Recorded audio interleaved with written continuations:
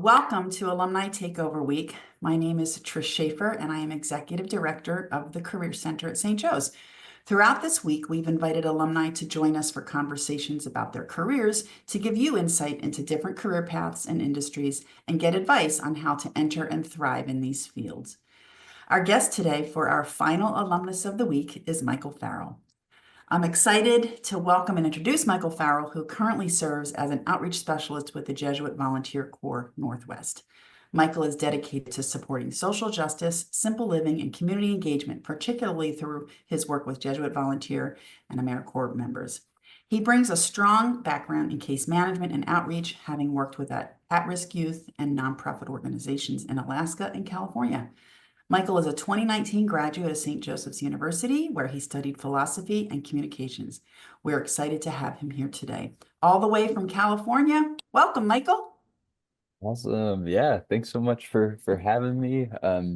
Yeah, super excited to be here.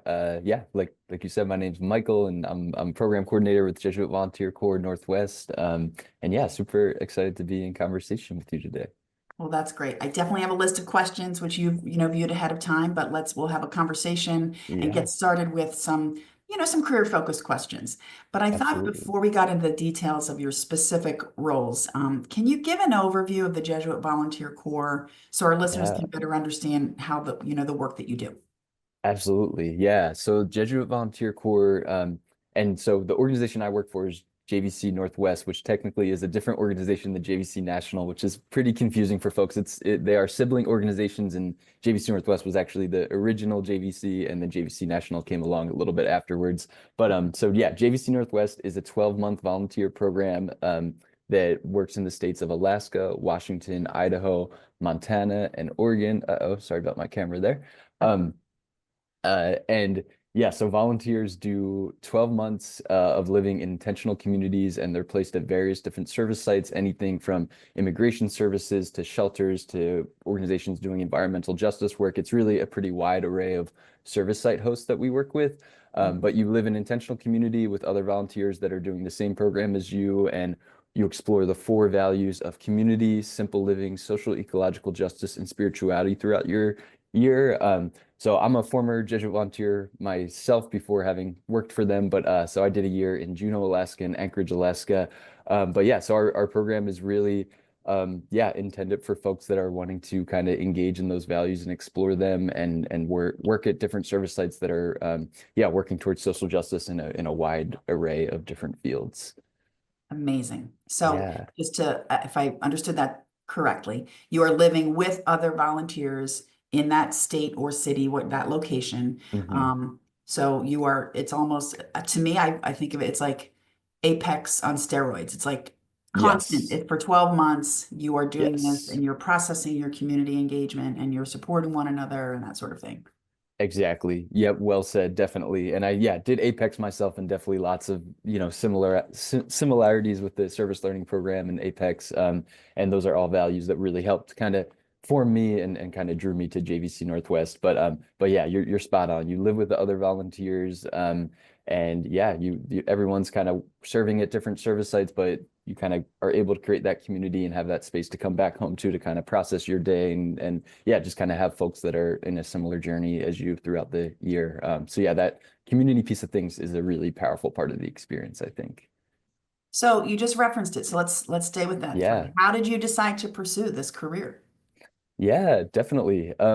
So I yeah, grew up in kind of Catholic family and went to Catholic schools for my whole life. So definitely that kind of element of like serving and working for the greater good over, like individual success or profit is definitely like a value that has been instilled in me. And I think my time at St. Joe's really helped me yeah, kind of deepen that. And yeah, was fortunate enough to get involved with the service learning program when I was at St. Joe's through the Faith and Justice Institute, and also was able to do some service immersion trips like Apex. So those were all experiences that made me interested in JVC Northwest. And then I'd also say like I did a lot of different internships that helped me figure out like what I didn't want to do as well. I was a communications and philosophy major, and yeah, I also worked at the tech center throughout my time at St. Joe's. And yeah, I really tried to kind of get my foot in a lot of different fields and got some really great experiences and did some cool internships that also helped me figure out like what kind of fields I didn't want to be in long term. Hmm.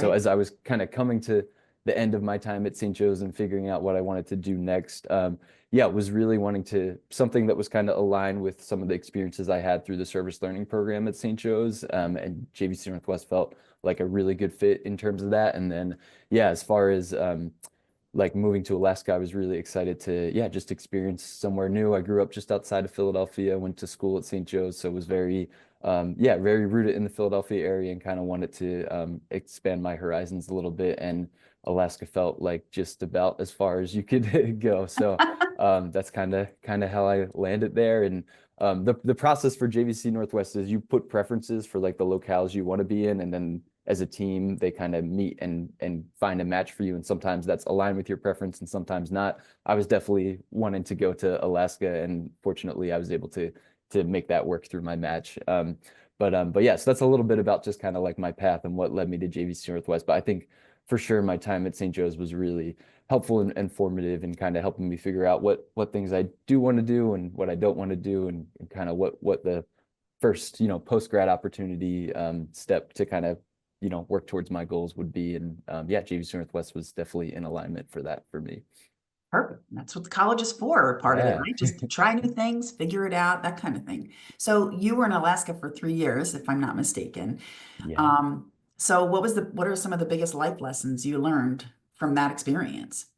Definitely. Yeah. And I was in Juneau for 1 year and then Anchorage for 3 years, which was pretty cool. So I got to 4 years. spend a good chunk of time up there. And yeah, definitely had just a really powerful experience in Alaska. And I'm still obviously through my work right now, still spend time there throughout the year. And yeah, Alaska is very close to my heart. But yeah, as far as like life lessons or kind of learned from my time there, I think a lot of things come to mind. I feel like yeah, I think at St. Joe's, like I really got involved in kind of like the service learning world and kind of like yeah, just like wanting to be involved with organizations or groups that are working towards social justice. And I think Alaska really there's a quote about like if you want to save the world, you have to fall in love with it first. And I think that like Alaska really resonated for me in my time there. And like just it is such a beautiful place, and the community and the land there is just like, yeah, it's really indescribable. And I think that there's a lot of really cool organizing work going there on in Alaska, particularly around like land back and indigenous justice. And I was able to learn so much from those communities that I was in relationship with there.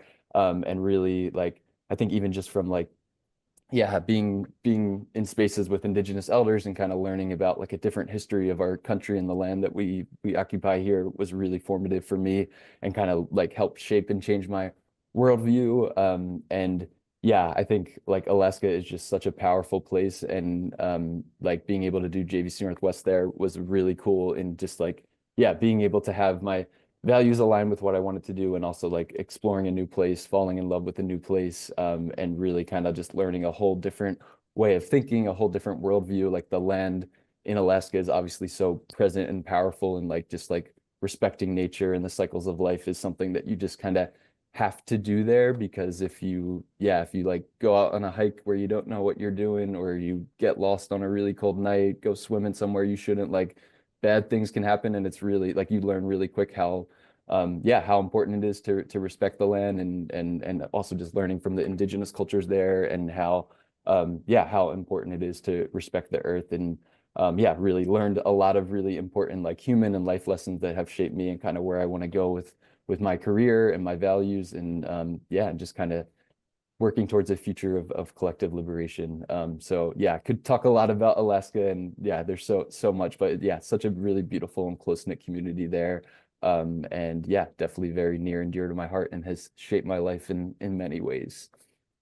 Amazing. And I'm sure that you sort of now chuckle at people who complain about, a daylight savings time, an hour difference of Yeah, light. exactly. Definitely. Yep. Because that's Yeah, got to be something to adapt to as well, I would imagine. definitely. Yeah, long days in Anchorage, June a little more south. Yeah, summertime, it's like you go to bed and it's light out and you wake up and it's light out. And then in the wintertime, it definitely gets dark early. But I will say this because there's so much snow that helps kind of brighten things up when you're kind of in the depths of the darkness there. So Interesting. that's really nice. Yeah. Very cool. Very cool. Yeah.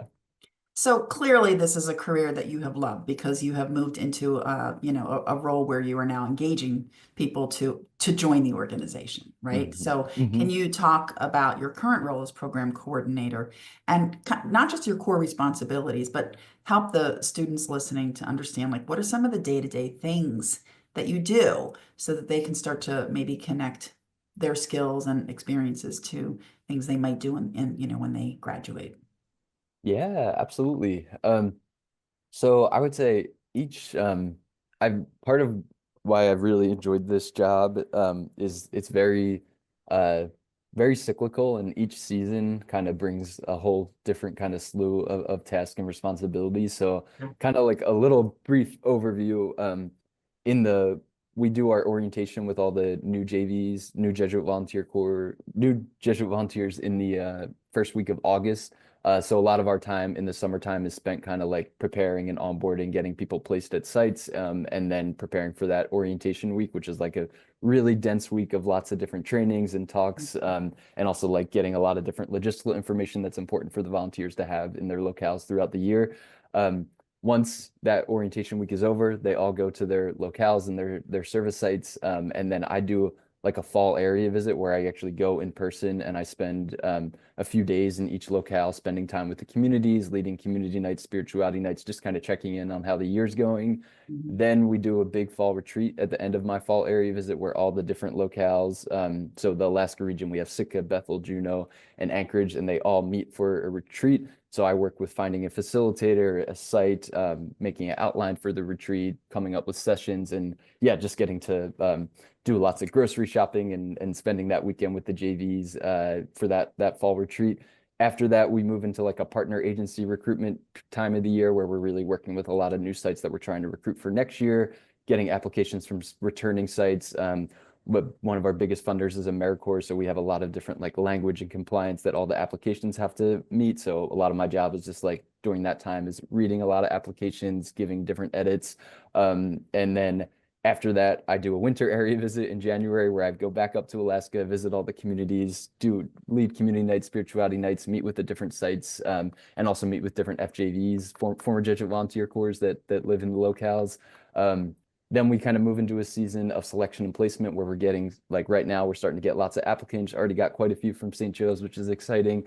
And we do lots of interviews and then get them placed at different sites, which entails like yeah, kind of acting as a liaison between the applicants and the site, setting up interviews, getting people like figuring out what their interests are and what kind of locale and service site would be best for them for next year.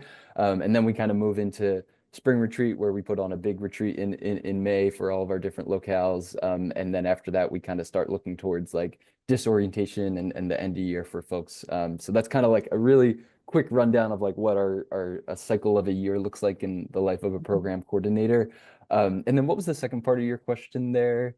I mean, just anything specific that you're doing, so students can like, those are all sort of high level things, but, is there a typical day or something that Yeah, you do, a typical week where these are the types of things that I'm engaged in during the week? definitely. Yeah.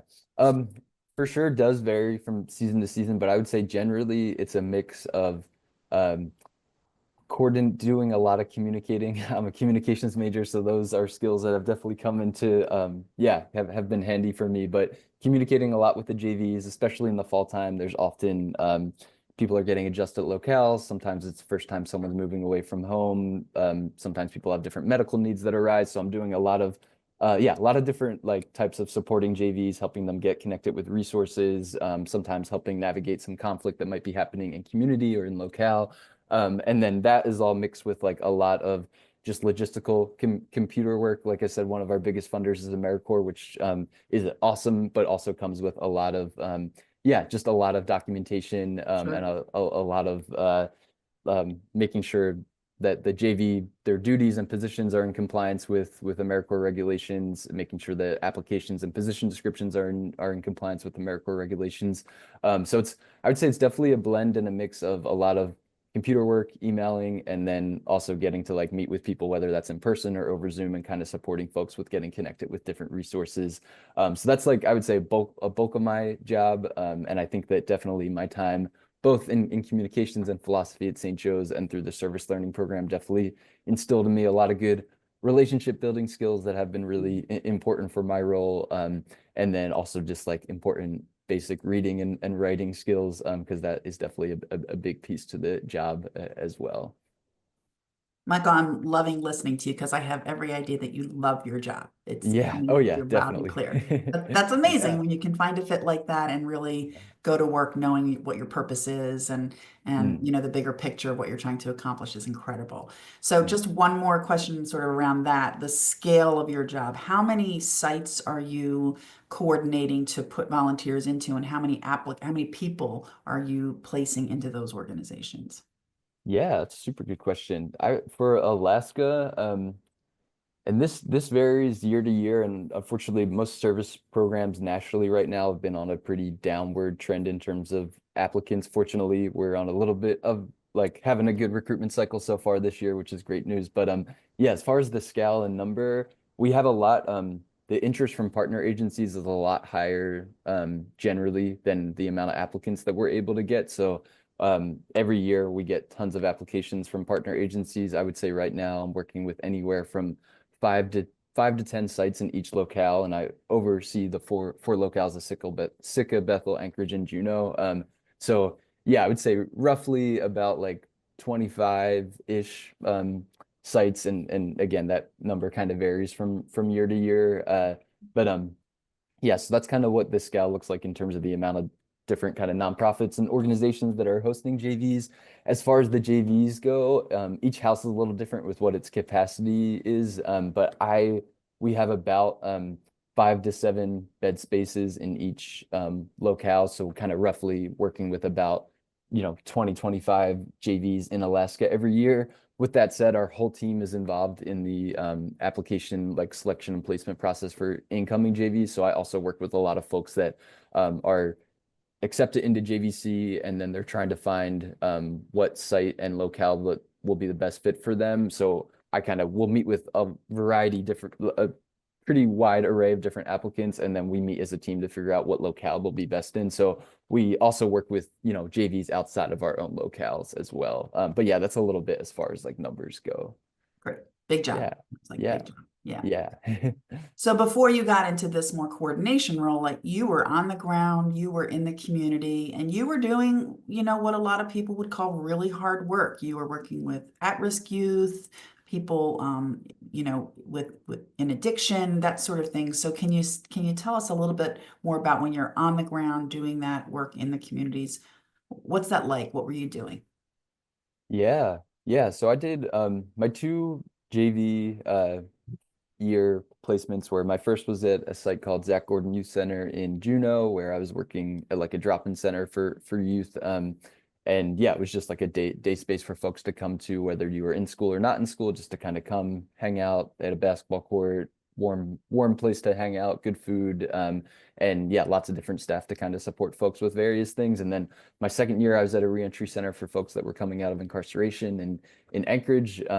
And then after that, I spent a bulk of my time in Anchorage working at an organization called Volunteers of America, Alaska, where I was working with transition age youth that were experiencing houselessness. And yeah, doing a lot of kind of like street outreach and direct service work. And yeah, definitely like there's a really intense housing crisis in Anchorage right now. So it is very heavy work, unfortunately. And I think like, yeah, just the um, kind of what I was talking about earlier, the nature of Alaska and how cold it can get there is definitely a big factor in terms of yeah, like the housing crisis is the stakes are really high there and the shelter space is really limited, unfortunately, right now. So yeah, it definitely is heavy work. I was fortunate enough to be on a team of like really like-minded, values-aligned individuals that all kind of supported each other in kind of navigating that. But yeah, I did everything from like helping folks get checked into shelters to like we did a rapid rehousing program where I would work with transition age youth, so that's 18 to 24 year olds that were experiencing houselessness in Anchorage, and would help them apply for an apartment, like sign lease, move into apartment. We had like a grant to buy furniture for someone's first apartment. So I would be like picking up couches, driving all around Anchorage, and yeah, meeting with landlords, trying to find landlords that would be willing to work with us. And then once someone would get into an apartment, helping them with anything from like yeah, applying for jobs. A lot of folks are struggling with various different types of substance use. So we were like a harm reduction program. So sometimes we were helping folks with like access to clean needles, or access to just like regular doctor's appointments. So really like a wide range of different ways that we would support people, and just trying to meet them wherever they are and figure out what we can help with and what we can support with. But yeah, that was definitely a heavy job, but really eye-opening job, and definitely I think like having a team that is really supportive and there's lots of training and folks that you can kind of lean on is really important in that type of field. Yeah. Yeah. Sounds like your education has continued. I mean, you didn't, Yeah, oh yeah, yeah. definitely. And so when you're in a helping profession, it can be really hard to leave. You can't leave work at work. It comes with you, right? So what strategies have you used to make sure you're giving yourself the sort of mental and emotional space to yourself so that you can give Mm. to others? Yeah, definitely. And I think for me, like yeah, just a lot of different like self-care and community care tools I've used. Like I love to run, getting outside is really important for me. I love music, so yeah, play guitar, learning banjo right now, and that's been Oh, a really helpful outlet. Also, yeah, very into movement. I currently teach yoga at a studio here in Davis as like a little bit of a side gig, but I love the kind of community there, and yeah, just mhm. getting to move my body and breathe. And then yeah, I think just like getting into community spaces is really important in when you're doing work like that. So yeah, I think that it's easy to kind of isolate or just kind of spend a lot of time by yourself and kind of processing heavier things. And I think that the more you can kind of move and do things with your Mhm. community is really important. So definitely yoga, running groups, kind of things along those lines. Music have Yeah, been really helpful for me and great outlets for myself. But yeah, I think it's super important to find what's going to work best for you in terms of yeah, being able to take care of yourself and keep showing up at work day after day. yeah. Good for you. It's great. So what has surprised you most about the previous roles you were in or the current role you're in or the industry? So like what did you imagine it would be and what when the reality came, what was like, whoa, I wasn't anticipating this.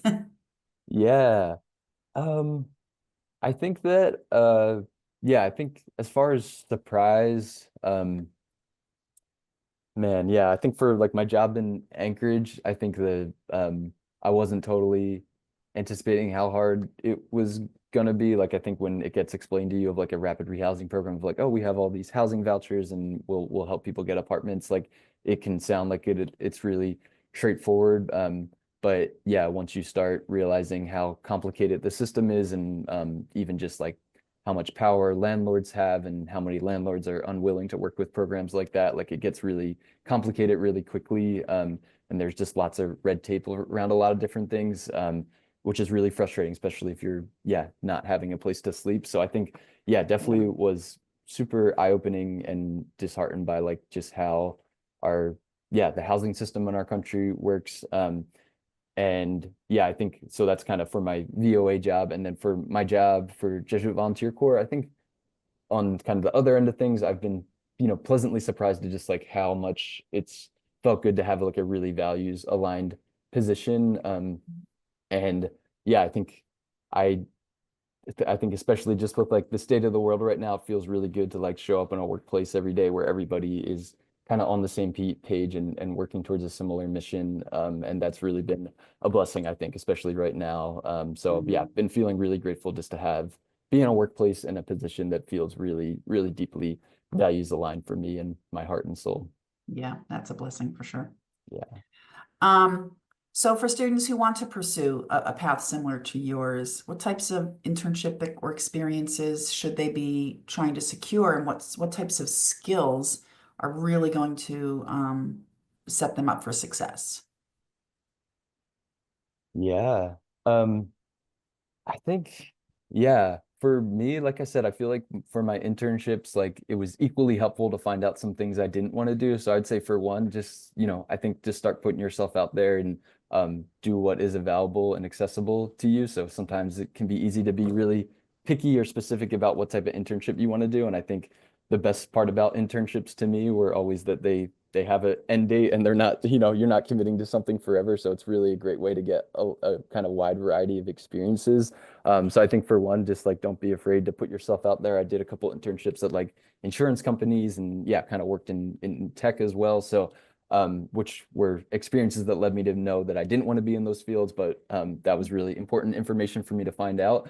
And then I think, yeah, as far as like yeah, I think just like thinking about and sitting with like how you want to be spending your time, right? So like our jobs, unfortunately, are spaces where we spend a good bulk of our Mhm. life, which yeah, is important to consider and yeah, just thinking about where you want to be spending your time and what you want to be doing, and then trying to find internships that align with that. So I got to do a really cool internship with Back on My Feet in Philadelphia when I was at St. Joe's, which was great for me of like, yeah, again, just having multiple different areas that I was interested in terms of being with an organization that was like combating homelessness and also like using the power of running and community. So a lot of different interests for me, and was super grateful to be able to intern there and also helped me kind of move on my path in my career.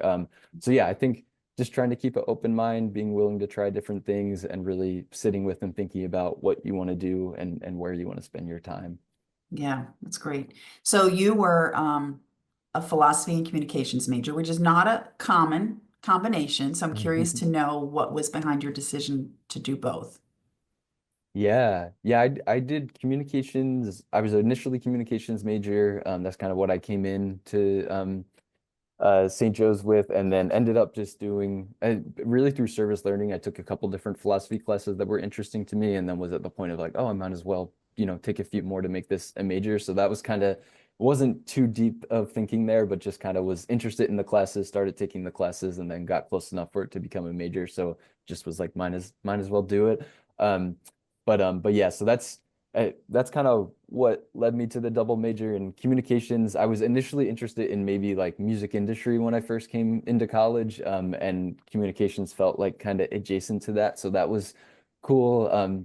And yeah, but I think like just kind of letting things unravel and letting letting your path take you where it does is really important. And I'm grateful that like I'm really passionate about music and I love music, but I get to do that kind of as a side passion now. And I know folks that, their livelihoods and stuff like that are tied to music, and sometimes that can be really stressful. So, I think that it's hard to know exactly what you want to do when you're coming into college. And yeah, I think finding a balance between like what you're passionate about and interested in, and then kind of, yeah, adapting life and figuring out things from there is really important as well. Yeah, and hard, right? I mean, Yeah, it's hard to just ride that wave and trust that the current's going mm, to take you totally. wherever you're going. You're like, should I be doing this? Like, feels like you should control it a little bit more, but certainly being open to those experiences, it seems like for you anyway, it's what really led you to where you are today. So Mhm. congratulations for just sort of letting that go and listening to kind of what you were learning Mm. in class. Was there any, whether it was communications or philosophy or just any of your gen eds, were there any classes that you felt really helped prepare you for your first role?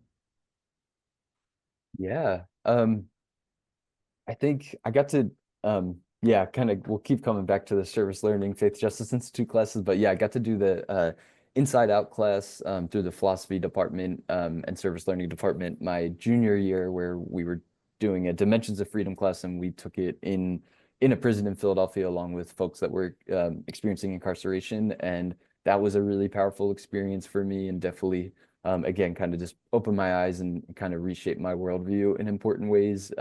And yeah, made me really interested in kind of furthering that exploration and potentially doing a year service. So I think that's definitely one that comes to mind. Definitely had some really cool communications professors and people like Stephen Hammer, Mike Lyons that like have a really yeah, really social justice lens. And yeah, the media part of things didn't kind of land as well with me, but I think yeah, was able to like just learn so much from professors like that and kind of their passion and how they've used like their technical skills and interests to really work towards like social justice and greater good. So those are a few that come to mind for me. Yeah. So you probably already answered a lot of this, but if you could think of anything specific, how has your Jesuit education impacted how you work and the career decisions you've made? Mm. Yeah, yeah, they talk all the time at Jesuit Northwest, both with the volunteers and the staff, of like the idea of like discernment and just yeah, the importance of really doing that Ignatian like self inventory examine and thinking about how just yeah, it's I mean it's mindfulness in a lot of ways, just kind of like thinking about how things resonate with you and how do you feel when you're doing this, and at the end of the day when you look back at everything you did, like what is sparking your heart and what's not. And I think that idea and process has also helped me kind of ride some of those waves of just kind of yeah, knowing that we're not always gonna know the answers, but it's important to ask the questions, sit with those questions, and kind of let our heart speak for us. So I think the Ignatian and Jesuit tradition has been really impactful in kind of shaping me, and it's something that we talk a lot about at work and with our volunteers, and just yeah, constantly discerning. And this is also a never-ending journey, and I don't know where I'll go next, but I think just continuing to yeah, ask questions, sit with questions, and figure out what is landing with your heart and what's not, and letting that speak for itself. When you are just switching gears a little bit, so you're now in a unique position that you're interviewing people, and trying to help them through that process. So do you have any tips for people who are interviewing, whether it's with, Jesuit Volunteer Corps or other, that you've seen it, Michael, like I'm sure you hear things and you're like, no, no, no, no, don't say that. What are things that really stand out for you on the side of like always do this? And what are some maybe things just to avoid so that if it's your first time, don't do this.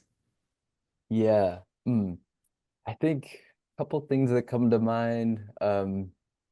I think ask questions in your interviews. Like I feel like a lot of folks that I'll interview with, it's sometimes a red flag to me when someone doesn't have any questions, like you're applying to a program where you might be like moving across the country, going somewhere you've never been before, working at a site you've never worked at before. So I think it's important, like natural and important to have questions, and sometimes a little concerning when someone doesn't have any questions at all about the position or program. So I think Sure. don't be afraid to bring questions. Also, I feel like it's really easy to give really long answers. And I think that sometimes I get like that in an interview and just want to kind of, yeah, say as many things as I can, which I think a healthy dose of that is okay. But I think also trying to think quality over quantity. And I think sometimes some of the best answers are actually a little shorter and more concise, and really trying to kind of hone that craft of saying what you want to say in as few words as possible, I think can go really far as well. And then I think also don't be afraid to like take a breath in an interview. I think sometimes that can actually come off good to an employer or someone that's interviewing, of like, yeah, if you really don't know an answer, like maybe just ask to take a second. I'm gonna take a breath, think about this for a moment, and then, give a thoughtful, reflective answer rather than, rushing into something that you don't, yeah, really believe or know about. So I think that those are a couple things that come to mind for me in terms of interviewing. Advice, and certainly appropriate. I mean, if you're going to be, joining the Jesuit Volunteer Corps, why not demonstrate that Yeah, that idea of exactly. like, let me think about this, let me be thoughtful. Exactly. It's great. Yeah. And so, we talk a lot about networking with students, and networking is, sometimes gets a bad name. People get scared of that word, but of course, we're networking every time we ask anybody for a recommendation or et cetera. So, what role has networking played in your career so far, and what advice do you have for people who are sort of getting ready to launch there? Yeah, definitely. It's been very important for me. And the person that interviewed me and is my boss right now was my program coordinator when I was a JV at JVC Northwest. So that was a lesson to me of yeah, like no relationship. Like at the time I was doing JVC Northwest, I never would have thought that I would want to or end up working there. And oftentimes the PC can be a little bit of like a punching bag for JVs as they navigate a lot of different frustrations throughout the year. And fortunately, I had a really positive relationship with my PC, which is great, and also really helped me in terms of like that's someone I stayed in touch with. They talked to me when they heard the job was open, and yeah, that's been a really important relationship. So I think yeah, just remembering that you never know who could end up being your next boss, or yeah, just being open to like every relationship that you have, and yeah, trying to show up as your best self in those spaces is really important. And then I think like yeah, just more broadly, like I think once you are networking, I think it's really helpful and important to like rely on the people that you trust and have good relationships with. So I think again, kind of that quality over quantity mindset sometimes of like your friends, your family, your network all have their own networks, and I think tapping into that is really helpful and important too. But yeah, I would say just yeah, be mindful, respectful, kind in your relationships, and that can be really helpful because yeah, especially in a world like JVC Northwest, like it's a small world, and you'll likely run into people again. So I think that's yeah, really important just to have those relationship Absolutely. building skills. That's right. I mean, Philadelphia to Alaska is geographically a long way away, but the network stands right wherever it is in the Exactly. world. So it's important Yes. to keep those ties. That's great. So I have two more formal questions for you, and then we'll open it up Yeah. to Q&A. You mentioned just the, the kind of political climate we're in, and trying to stay connected to the values and the work that you're Mm. doing. But can you just speak, directly about how your organization demonstrates a commitment to diversity, equity, and inclusion? Yeah, definitely. So yeah, it's definitely a big being in the Jesuit Nation tradition, something that's really important for JVC Northwest. So yeah, couple things that come to mind are throughout our program year, we have like affinity groups and spaces. So we have spaces for LGBTQ JVs to kind of meet and congregate throughout the year. We have white accountability meetups for all white identifying JVs that are kind of like working and supporting each other in racism journeys. We have BIPOC liberation affinity group and retreat spaces throughout the year as well. Um, and then we also are both as a staff and volunteers engaged in a Beyond Land Acknowledgement curriculum. So knowing that we occupy native land in all the locales that we serve in, really important to us to be working towards Indigenous justice and supporting land back movements within those locales. So like moving beyond just acknowledging the land that we're on, but actually like coming up with action plans and supporting each other in moving towards Indigenous justice. Um, and then, yeah, we do lots of different education throughout the year. So we pick a different community book every year. This year for 2025, our book was The 100-Year War on Palestine, which all the JVs have been reading throughout the year and just connecting the struggle for liberation in Palestine with the struggle for land back in the United States for Indigenous communities. So really kind of a wide array of different topics and areas that our JVs will explore throughout the year, both like in their microcosms and locales, and also like thinking about larger global social justice issues. So yeah, I would say diversity, equity, inclusion, collective liberation are really like go hand in hand for us and are really important for our JVs and staff to be kind of actively working throughout the year. So definitely a big emphasis on that at JVC Northwest being in that Jesuit and Ignatian tradition. Exactly. Sounds like it's just baked right into the mission. It's not like you're trying to check a box. It's all in Exactly, there. That's great. for All right. So sure. my final question for you is, what is something that you wish someone told you when you were in school, or you wish you'd listened to that you were told and you wish you'd listened to more closely that might have Mm, helped with your transition? yeah, I think what comes to mind for me is um, don't feel like you have to do it all, but what you do, kind of do it well. Like I feel like it's really easy in college to want to sign up for like 1,000 different clubs Yeah. and different programs or internships. And I think that it's really easy to kind of get into that trap and mindset of like, oh, I gotta always be busy, always have to be involved in something, building my resume. But I think, yeah, I think it's also really powerful to just pick a couple things that you're passionate, interested about, and pour yourself into those and do them well and do a good job at them. And I think that that is often not the norm in college. I think the norm, unfortunately, is getting involved in like a million different clubs, especially for folks that might be in a meeting like this where like you're really being really proactive and thinking about your next steps in career. And I think it's important to recognize that, yeah, it's okay to slow down. It's okay not to be involved in everything. It's okay to say no. And then like the things that you do commit to that you're interested and passionate about, like, yeah, just showing up fully in those spaces and doing them well can take you a really long way. Mhm. Michael, you seem wise beyond your years, I have to say. It's been a delightful conversation. I Yeah. want to open it up to questions. There's nothing in the chat yet, but this is a sort of a just throwing it out there to the participants. If you want any questions, now would be a great time to post them. Um, and as people are thinking about that, is there anything else you want to add as, you're a hawk, you're a volunteer, you're a coordinator, like what is there any last bit of advice that you want to give to anybody who's tuning in here? Mm. Oh, one easy one that comes to mind for me is if you don't know what you're doing next year and you're a senior at St. Joe's, our application is still open for JVC Northwest for next year, and we still have quite a few positions open. So I'd be more than happy to connect with anybody offline to talk more about that. But yeah, like I think whatever you're thinking about doing career wise, like I know people, that do JVC that end up like in accounting or some kind of business field, but like just having a year to really kind of deepen your commitment to social justice, commitment to community, simple living can really shape people in really profound ways. So I would say that, yeah, one one very logistical thing that comes to mind for me is if you don't know what you're doing next year, JVC Northwest might be a good option for you. Perfect. Yeah.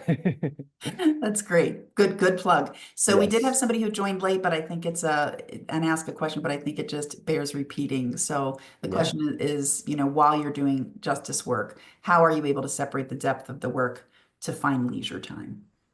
How do you do Mm, that? It's hard to do. Yeah. definitely. Yeah. I mean, I think even for me of like knowing that those things are really tied together, right? So like you got to take care of yourself to be able to take care of your community to show up. So I feel like knowing that self-care, community care, like is really essential towards working towards social justice and collective liberation and figuring out ways to kind of honor yourself. And yeah, our book a couple of years ago was Rest is Resistance. So just like thinking about the idea of like slowing down is like really not the norm in kind of the capitalist society that we live in. So like really focusing on that and knowing that like going slow is really important and rest is really important. And that is what allows us to keep showing up every day because this is a long long game, not yeah, a marathon, not a sprint is what I was looking for there. Good running analogy there. Yes, yeah, That in there too. exactly. Awesome. Yeah. Well, we don't have any other questions, but I think it's Cool. probably because you've answered everything so thoroughly and beautifully. So I have to say, Michael, it's been such a pleasure talking to you. I know Yeah. we will be sharing this recording with other students who didn't get to join us today, and I know that it will be very helpful to them to understand, what does it mean to have this life of service, and that's it's just very nice of you to share your experience with us. So we really appreciate it. So. Yeah, no, thank you for all the important work that you do. And yeah, it was so great to get to be sharing space with you and in conversation today. And yeah, really enjoyed getting to talk with you.